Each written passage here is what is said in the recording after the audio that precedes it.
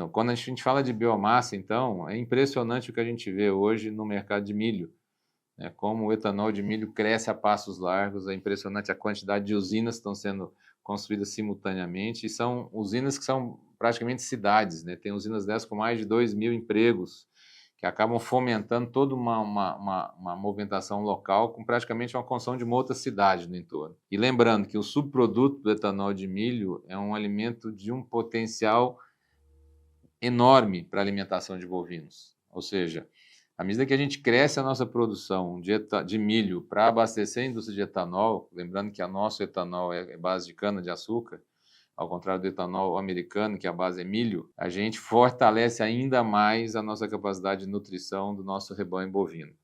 Porque, assim, apesar da quantidade de pasto que nós temos, é inevitável que a gente tenha que respeitar os ciclos da natureza, que todos os anos a gente vai ter a restrição hídrica. Tá? Mas, a partir do momento que a gente tem capacidade, grande produção de capacidade de grãos e subprodutos que são complementares à nutrição dos bovinos, a gente passa a ter um coxo muito competitivo e passa a ter uma capacidade de produção de arroba muito barata. E continuando a análise na questão do combustível, quando eu olho o que está acontecendo com o biodiesel, é outra coisa que me anima bastante, porque se a gente olha há 20 anos atrás, nós tínhamos menos de 3% destinado do óleo de soja destinado para o biodiesel. E hoje nós temos já chegando a 19%.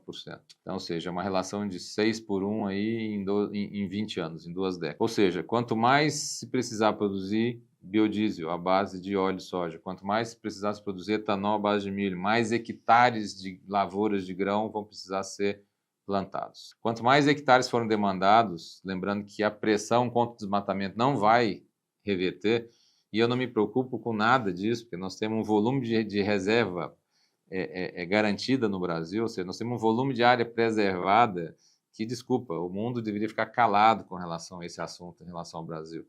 Que além da gente ter esse volume preservado, nós temos um volume de florestas nativas muito grande, nós temos um volume de florestas plantadas que está crescendo a cada ano,